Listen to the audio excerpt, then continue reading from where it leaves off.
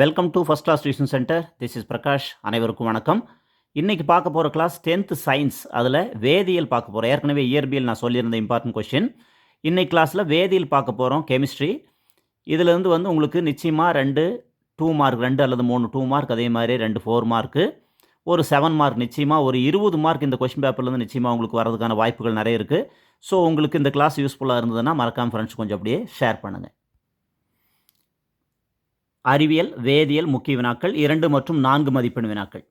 பார்த்தீங்கன்னா ஃபஸ்ட்டு ஒப்பு அணுநிறை வரையறு, 2வது அணுக்கட்டு எண் வரையறு, வேறுபட்ட ஈரணு மூலக்கூறுகளுக்கு 2 எடுத்துக்காட்டுகள் தருக, அவகட்ரோ விதியின் பயன்கள் 2 கூறுக, துரு என்பது என்ன, துரு உருவாவதன் சமன்பாட்டை தருக, இரும்பு துருப்பிடித்தலுக்கான 2 காரணங்களை தருக, எந்த அமிலம் அலுமினிய உலோகத்தை செயல்படாத நிலைக்கு உட்படுத்தும், ஏன்.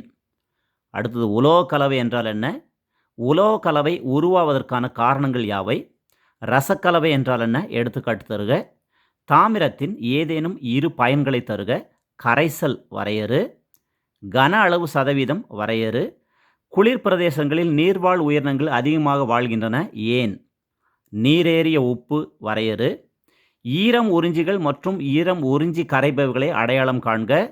அதில் ஆ அடர் சல்ஃபியூரிக் அமிலம், ஆ சிலிக்கா ஜெல், இ கால்சியம் குளோரைடு, இ எப்சம் உப்பு, உ காப்பர் சல்பேட் பென்டாஹைட்ரேட். இதில் ஈரம் உறிஞ்சிகள், ஈரம் உறிஞ்சி கரைபவைகள் அடையாளம் காண்கன்னு கொடுத்துருக்காங்க.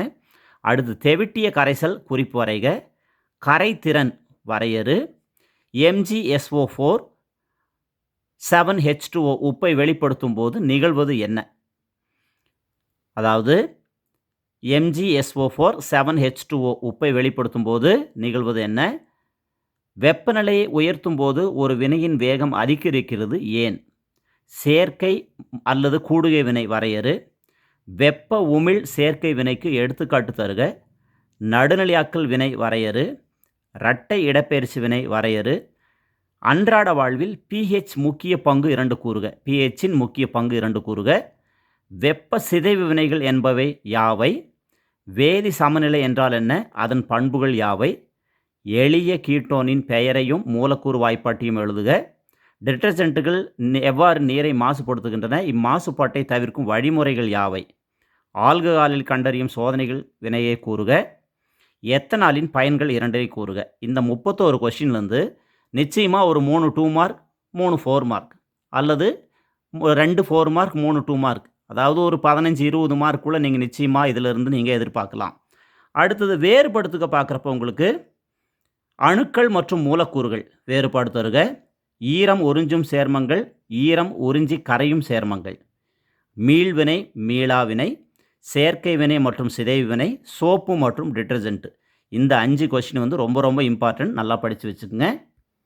7 மார்க்கில் நவீன அணுக்கொள்கையின் கோட்பாடுகளை எழுதுக, ஒப்பு மூலக்கூறு நிறைக்கும் ஆவி அடர்த்திக்கும் உள்ள தொடர்பை வருவி, 3வது உலோக அரிமானத்தை தடுக்கும் முறைகள் யாவை, கரைத்திறனை பாதிக்கும் பல்வேறு காரணிகள் யாவை, படிவரிசை என்றால் என்ன, படிவரிசை சேர்மங்களின் 3 பண்புகளை கூறுக, கரும்புச்சாறிலிருந்து எத்தனால் எவ்வாறு தயாரிக்கப்படுகிறது, சோப்பின் தூய்மையாக்கல் முறையை விளக்குக. நிச்சயமாக இந்த 7 கொஸ்டின்லேருந்து நீங்கள் ஒரு 7 மார்க் உறுதியாக எழுதுறதுக்கான வாய்ப்புகள் நிறைய இருக்குது. ஸோ இந்த கிளாஸ் தவறாமல் பாருங்கள். உங்களுக்கு இந்த கொஸ்டின் எல்லாத்தையும் நல்லா ரிவைஸ் பண்ணிக்கோங்க. உங்களுக்கு யூஸ்ஃபுல்லாக இருந்ததுன்னா மறக்காமல் ஃப்ரெண்ட்ஸுக்கு கொஞ்சம் அப்படியே ஷேர் பண்ணுங்கள். அடுத்த கிளாஸில் இன்னொரு டாப்பிக்கில் பார்க்குறேன். அது வரைக்கும் this is Prakash from first class tuition centre. நன்றி, வணக்கம்.